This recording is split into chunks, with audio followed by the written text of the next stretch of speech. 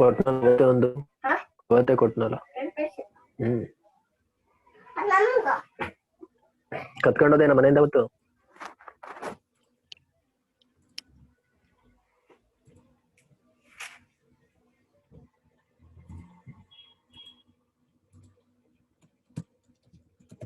Good morning all.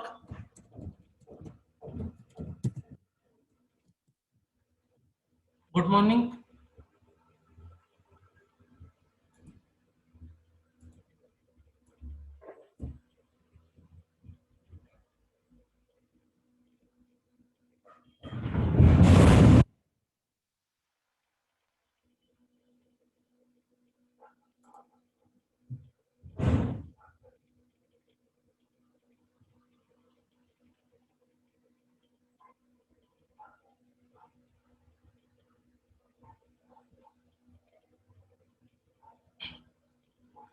Is my voice and screen are okay?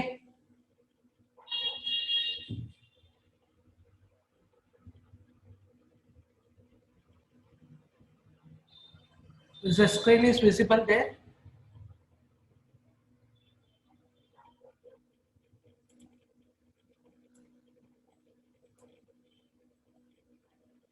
Okay.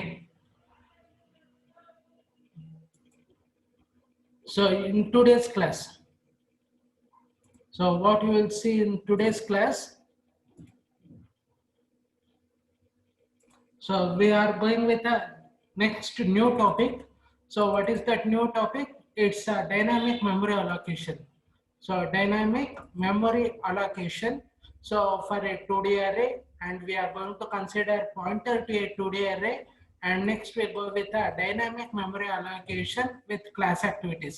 Okay, so what is mean by memory allocation? Okay, so if you are writing any C program, C, C++, whatever it may be, if you are writing a C program, so some space is need to be allocated to take the input and to get the output. Understanding? So for that purpose, we are going with a memory allocation. So suppose if you are going with the addition of two numbers program, so how many variables you are going to take? So two input variables will be taken, A and B, and the one output variable should be taken, that is C. So all this will be integer variables. So how many memory should be allocated? For A 2 bytes, for B 2 bytes, and for C 2 bytes. So 2 bytes. Totally how many bytes? It will be 6 bytes is to be allocated. So now you come for this. That is called as a memory allocation. So memory allocation means allocating the memory for a program to be executed. So that we call it as a memory allocation. So come for the next concept, dynamic memory allocation and deallocation. Okay, so memory can be allocated or deallocated. So you can assign the memory or you can release the memory which is allocated. So at runtime, as and when required, as and when required. C has 4 built-in functions for the same with a header file stdlib.h. So keep in your mind, it is stdlib.h is the header file which should be included to have the dynamic memory allocation in our program. So there are 4 built-in functions. One is malloc, the other one is calloc, and next realloc. These 3 are for the allocation, whereas free is the function for deallocation. So are you people, are you understanding? So we are going to allocate the memory dynamically depending on input and output variables. So for that we take it as for 3 functions for allocation: malloc, calloc, and realloc, and finally free for the deallocation. So that means, so when you will go with a deallocation, so you will go with a deallocation. So when there is memory is not required. So first come for the malloc. Are you getting right?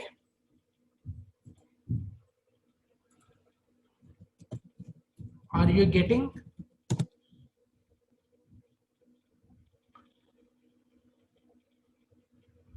I want today the responses.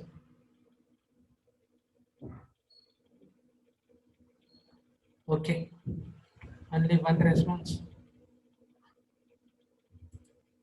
So come for the first one. What is the first one? Malloc. So malloc means memory allocation. So the name malloc stands for memory allocation. The function malloc reserves the block of memory of specified size. So keep in your mind, it is the block of memory of specified size in bytes and returns a pointer of type void, which can be casted into pointer. So for example, I will tell you that means it is going to reserve a block of size in bytes. So its syntax is given as cast type malloc byte size. So cast type malloc byte size. So here casting type is all the memory, all the elements should be of integer. Malloc 100 star size of int. That means how many bytes you are going to allocate. You see here. So it leave all this will be integer. Integer means 2 bytes. So malloc 100 star size of int. So can anybody can tell what is the size of int? So what will be the size of int? So what is size of int? So what is the default size for given for the integer data type? So for integer data type, it will be 2 bytes. Okay. So now you substitute 2 here. Okay. So substituting size of int, you give 2. So what you will get 100 star 2. So 100 star 2 is equal to 200 bytes of memory are allocated. So I'm giving here you the example. How many bytes? 200 bytes of memory is been allocated. Now you don't know whether what program you are doing, but you are allocating the memory. So that we call it as a malloc. Okay. So what's a malloc? It reserves a block of memory. How many blocks? A block of memory of specified size. Only one block of memory of specified size. Now you come for the calloc. Okay. So calloc means M means memory allocation. Calloc means contiguous allocation. The only difference between malloc and calloc is that malloc allocates single block of memory, whereas calloc allocates multiple blocks of memory, each of same size, and set all bytes to 0. So remember here, first here I have told you reserves a block of memory. How many blocks? If it is 100, 200 bytes means one block is of 200 bytes. One block is of how many bytes? 200 bytes. But here you see, so how many bytes I give you? So malloc allocates one single block of memory, whereas calloc allocates multiple blocks of memory. So that is the concept here. It allocates multiple, so it will allocate multiple blocks of memory, each of same size, and set all bits to 0. So example, the same thing, but there it was. So what was there in malloc? So when you go with a malloc, it was malloc byte size. But when you come for calloc, n comma element size. So this is the small change. Cast type same thing, calloc also same thing. N comma element size. That means how many blocks? So how many blocks? 25 blocks are created here. Take the example. What is this n? So 25. So here I will be telling you. So n comma element size. So 25 blocks of memory has been created of size. You see here, what is the size of int? 2 bytes. Okay, size of int is 2 bytes.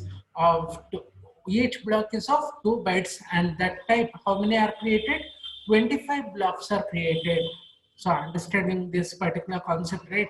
So understand here, there it was only one block of how many size? 100 comma 2. 100 comma 2 means 200. 200 bytes for one block. One block will only one block. In that you are having 200 bytes. Now you see, come for calloc, 25 comma size of int. So what is size of int? It is 2. So each what it will create? It will create 25 blocks of how much size? 2 byte size. That is called as a calloc. Understood? So which is very important, malloc or calloc? Malloc will have single block, whereas calloc will have multiple blocks. Understood? So now you come for the next one, realloc and free. So what is realloc? So re means reallocation. So already you have allocated. Now you want to increase or decrease. So basically it will be increasing. Reallocate means you are extending the size. For example, if you have given 100 bytes, okay, using malloc. Suppose if you want another 20 bytes, then you have to call realloc.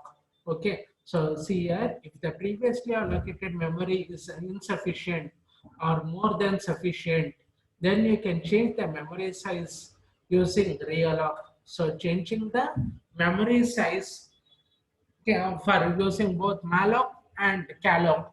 So can be done using realloc. So realloc of PTR comma new size. So what is this PTR? So this PTR is one that you have used using the calloc or malloc. So you can see here. So you can see here you see while allocation you have gone with a PTR.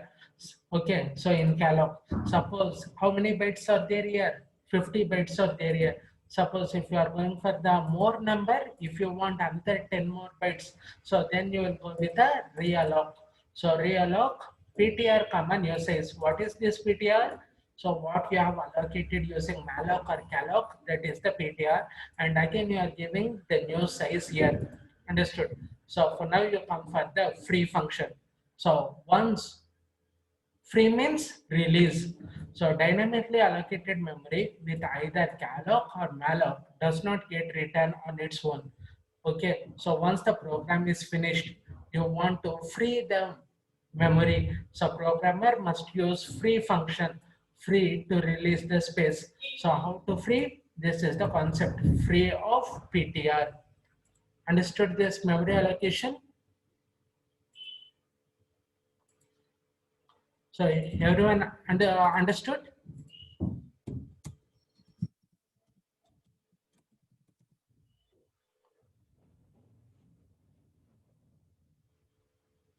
So understanding?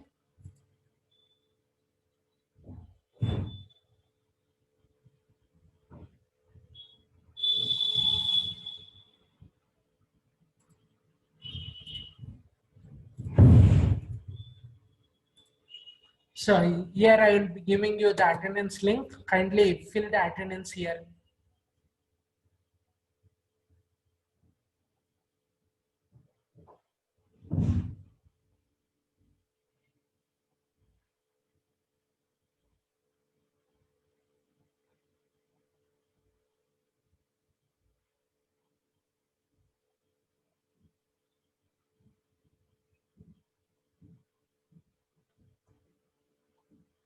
So everyone filled their attendance?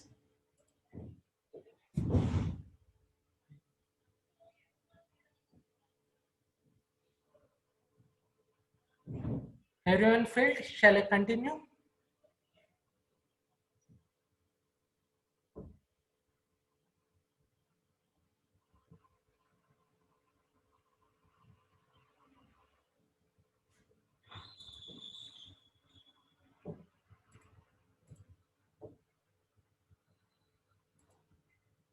So now you come for the next one, 2D array. So the first we have one with a dynamic memory allocation and deallocation.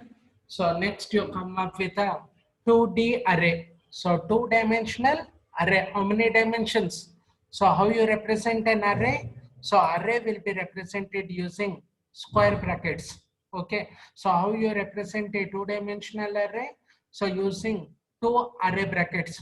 So first array bracket will represent row and second array bracket will represent column. Okay. So inside that means this for us, it will be the representation of rows and columns. So how many rows are there here? 3 rows with 4 columns. So see the memory disk allocation here. So for our imagination, so understand carefully, for our imagination, the number of elements what you give here. So this one, first row will be considered as 0, 0, and the second one as row 1 and third one as row 2. Similarly, column 0, column 1, column 2, column 3. Okay, so while discussing, we are using like rows and columns. Okay, but when you go for theoretically where the computer memory will be stored, so for that purpose, so we are going with a linear.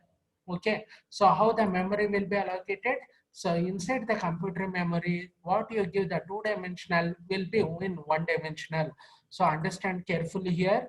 In for two-dimensional array, for our representation, we will be taking it as rows and columns.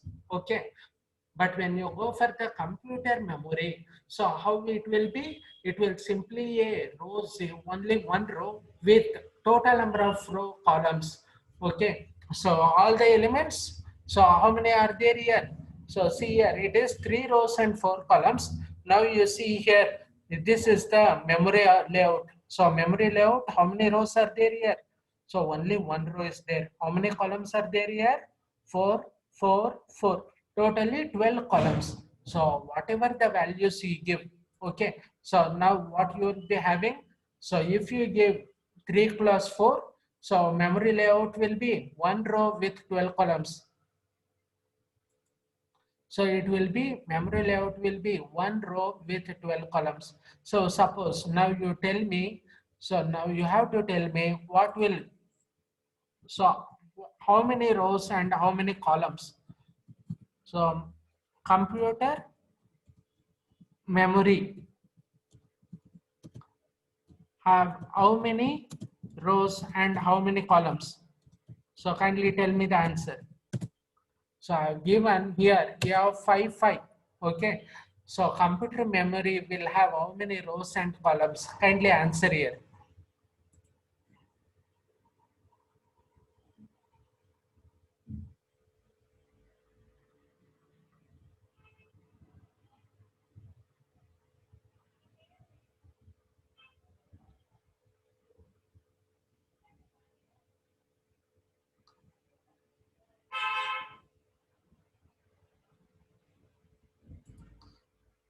So for user representation, I am again telling you, so it will be 5 rows and 5 columns, but computer memory.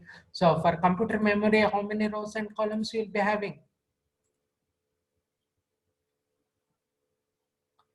1 rows and 25 columns. Okay, only 2.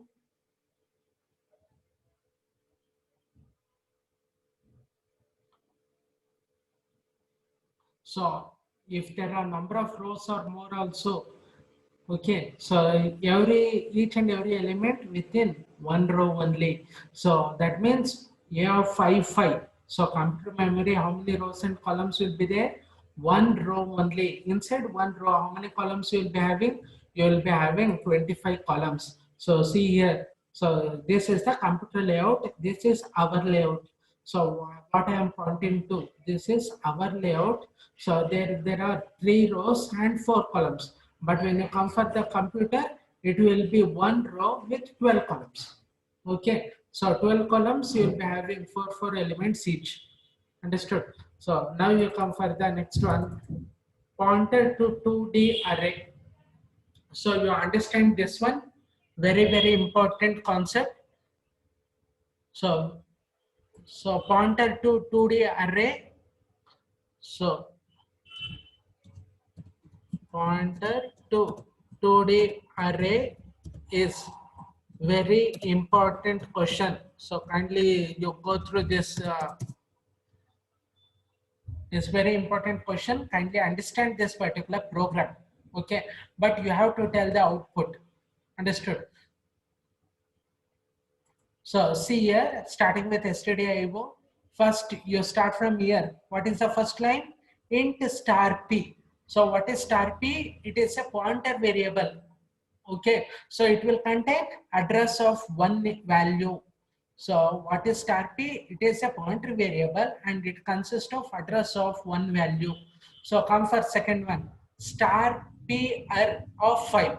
So same thing, star p, here you are having star p but here no array, here you are having array. So it is a pointer to an array of 5 integers. Okay, so if it is a pointer of 5 integers, where are the 5 integers? So for that I am taking an array. So what is the array? Int my underscore array of 5. It is an array of 5 integers. Understanding? So you have to understand this one. Star p, no array is there. It will contain only the address of one element, that is first element. Understood? So similarly, star p r of 5 will contain the address, 5 addresses of 5 elements. So where are the 5 elements? 5 elements are here. Okay. So initially, now you see p is equal to my r. So p is equal to my r is nothing but, so what is p? It is a pointer variable. Kindly see here, I will be writing p is equal to my r, means p contains address of my r. So p contains address of my r. So inside my r, how many elements are there? 0, 1, 2, 3, 4. So have you specified anything? No. So that means you have to take it as ampersand my r of 0. Understood? So similarly, now you come for par. So par will range from where to where? So par is contains 5. So that means par of 0, par of 1, par of 2, par of 3 and par of 4. So simply if you give par, simply giving par is equal to par of 0. Okay. So par of 0 is equal to, so what you contain? Ampersand my r. So anything given inside my r? Nothing. So as you give nothing, again it will be 0 only. Okay. So now you see what the p will contain. It will contain the address of first element of my r. Similarly, par of 0 will also contain address of first element of my r. Understanding? If you give anything like my r of 1, my r of 2, then it will be different. Okay, as you didn't give anything, so we take it as first element only. So keep in your mind. So now you are printing the address of p is equal to %u. So what is %u? It is an unsigned address. So %u comma p. So %u comma p. So what is p? P will contain address of my r of 0. So my r of 0 will contain, that will be the address. So similarly, address of par. So %u par. So both p and par will contain what? The address of my r of first element. Because in my r you have not given anything, so it will contain the address of my r. Okay. So now I am going to incrementing p as well as par. So keep in your mind, you are incrementing p as well as par. So p will have how many values? So p will have only one address of type integer. So integer will take how many bytes? As p is of integer, p equals, now it was 2, now it is been incremented. So it is integer of size 2 is been incremented. So of size 2 incremented means it will go with p is equal to p plus 1. So 2 plus 1. So again the p becomes incremented by 2. Okay. So because it is of integer. So similarly par. So p. So how many par will take how many elements? 5 elements. So 5 incremented by, so 5 plus 5 will become 10 here. Understanding here carefully.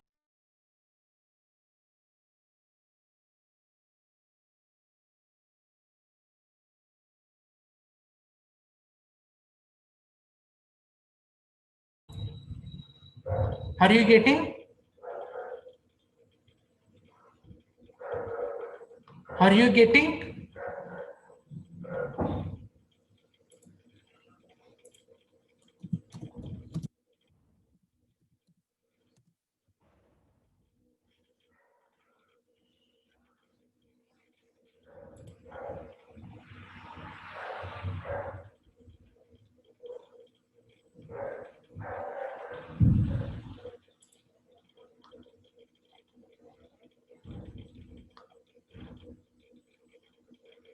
I'm asking you people only. Getting right?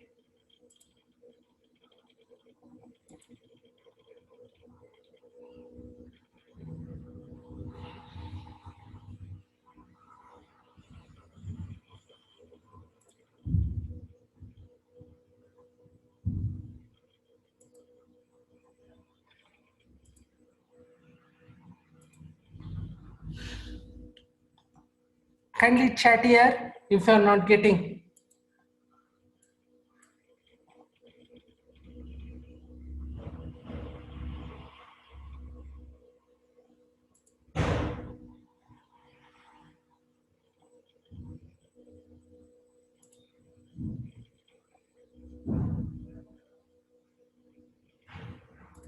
So here you see, so I am taking P is equal to ampersand my R of 0. So here when printing, so you will be getting the same address. So P is equal to ampersand my R of 0 and par of 0 is equal to ampersand my R of 0. So when you go with address, you will get the same thing. Okay, because both will contain address of what? First element only, but you increment. So P is being incremented by 1 and par is also incremented. So 2 into par will take how many bytes? So 5 elements of 2. So 5 cross 2 is equal to 10. Similarly, P will go with, so incremented by 2. So it has one address, you are incremented by 2. So it will go with next address. So after incrementing, you are again going with the values. So address of P and address of par. So both will be there. Okay. So both will be there and that you are printing it here. Okay. So now you come for the output part. So while first, as you all know, P is equal to ampersand my R of 0 and par is equal to ampersand my R of 0. So both will contain the same address. So that is address are being same. After incrementing, so now you see 296 is incremented by 1, that is 2 bytes. So it will go to 298. So it will be 298, not 300. Okay. Similarly, now you see 296 is incremented by how many times? 10. How did you get this 10? 5 elements of 2 bytes each. So 5 elements of 2 bytes will go with 5 2s are 10. So 296 plus 10 will go to 306. So this is pointer to 2D array. So understood this program?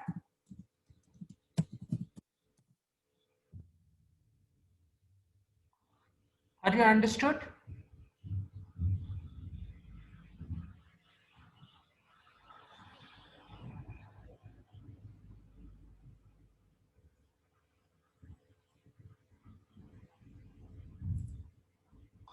So many are there, but no one is replying.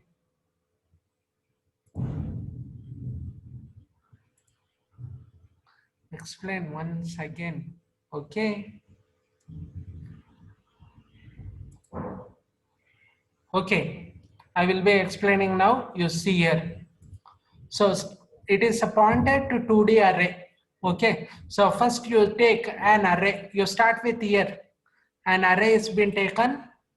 Okay. So what is that array name? My R, and it will have how many elements? 5 elements. Okay. So now you take one pointer. So it is only a one pointer. It contains address, only one address. Okay. So now one address. So similarly, now you take another array pointer, par, which can hold how many address? Which can hold 5 address. Okay. So now you start from here. P is equal to my R. That means P is single pointer. Par is 5 address pointer. So keep like that in your mind. So P is equal to my R means P is a pointer which contains the address of any element, but inside my R you have not specified any array, so defaultly it will be my R of 0. Understood? So now par will contain my R also, my R only. So par will contain 5 address, but now it is pointing only to my R. So my R is nothing but first element of the my address. So par of 0 will also contain my R of 0. Okay, now you see P will also contain address of my R of 0. Par will also contain address of my R of 0. So when you go for printing of address of P as well as par, what you will be getting? Both P and par will point to my R of 0 only. So understanding? So P and par will contain the same address now. So now you come for the increment. Okay, P is incremented. P contains how many bytes? 2 bytes. So P is already your P is at one position and that is been incremented. So incrementation will go with 2. Okay. So P contains how many bytes? 2 bytes. Okay. So P is again incremented. So you will initially P will be at 0. Now it has become 2. What is P value now? 2. So come for the par. So par will have how many? Par will have 5 variables. Okay. 5 address. So how many bytes to be incremented? 5 into 2. So for each one is 2 bytes, right? So 5 elements is to be moved. Okay. So what will be the next address? That will be incremented by 2. So because here I will tell you par is equal to contains 5 elements. So 5 elements multiplied with 2. So it is equal to 10. So par is incremented by 10 bytes, whereas P is incremented by 2 bytes. Okay. So because P will hold only one address, par will hold 5 element address. Okay. After incrementing, now you are printing both address of P, address of par. Okay. So address of par, that will tell you. So these two are important. You leave the last line. It's not required. P and par. So what is the address of P? That will be incremented by 2 bytes of previous one. So previous, what is the value you were having? That will be incremented by 2 bytes. Similarly, par, what is the previous address value? That will be incremented with 10. So that will be the value of P, value of par. So now you come for this output. So now initially both P and par will contain address of my R of 0. So both the P and par, you see the output remains same. Understood? After incrementing, you see here after incrementing, so last is 296. That will be incremented with how many bytes? 2 bytes. So 296 will go to 298. Keep in your mind, it is not 300, it will be 298. Okay. Similarly, 296, it has been incremented by 10 bytes. So 296 plus 10 will go to 306. It's not 316, it's 306. Understood? This is pointed to 2D array. So now you got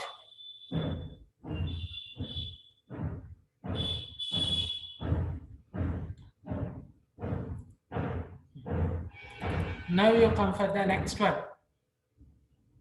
So suppose if you want this is the next topic you are having. Pointed to 2D array is finished. So now you come for the address of 2D array. So see here how to get the address of 2D array. So here you have gone only with one element address. Okay. So starting address and ending address. Okay. But now you go with each element address. So go for this particular thing. And now if you want the address, so see here how many rows are there. So it is 3 cross 4. So how this is at one address. So this one is at another address. This one is at another address. Okay. So you are printing both the address as well as its value. Okay. Keep in your mind, you are printing the address. So address for all the 4 elements of this row, it will be one address. So for all the 4 elements of this row, it will be one address. So for all the 4 elements of this row, it is one address. So how many address you are having here? 3 address. 1, 2, and 3. Okay. Now how many elements are there inside that? So if you want the elements, so how many elements in each row? 4 elements you are having. So for the address, so we are going with I and J. I for the address and J for the value. So for I equals, how many I means address? So I equals 0, I less than 3. So I is equal to 0, I less than 3, I plus plus. So address, if you want the address, so array of 0, array of 1, array of 2. So keep in your mind. So if you want the address of 2D array, so you have to represent array of 0 enclosed with star. This is the representation for to get the address. So here you keep in your mind, to get the address only you are going with a array. Understood? Star. So similarly, if you want all the values, so how many values are there? 0, 4 elements, j less than 4. So now you have to get array of 0, 0 is equal to, what is array of 0, 0? 11, array of 0, 1, 22, array of 0, 3, 33, array of 0, 4, 44. So if you want like that, so now you give it as array of %d comma %d is equal to %d. This one is first %d for row, that is I.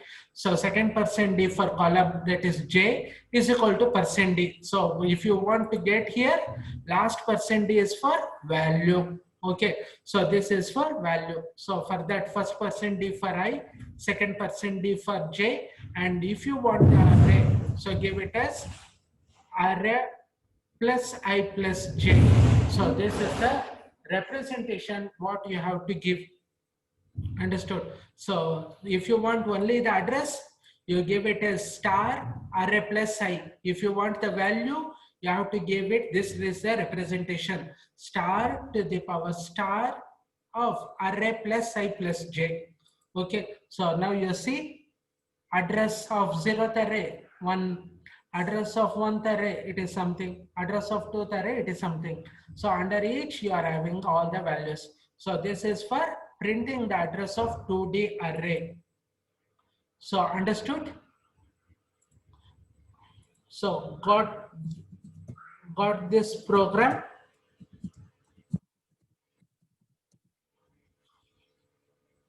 So you have to remember only these two things to get the address. So what is the representation? Star r plus I. So to get the value, star of r plus I plus j. Okay, so this is the notation what you have to take. Understood? So I thought you people got understood. So if you have not clicked your attendance, kindly click it here. So here I will be ending this particular session. So any doubts?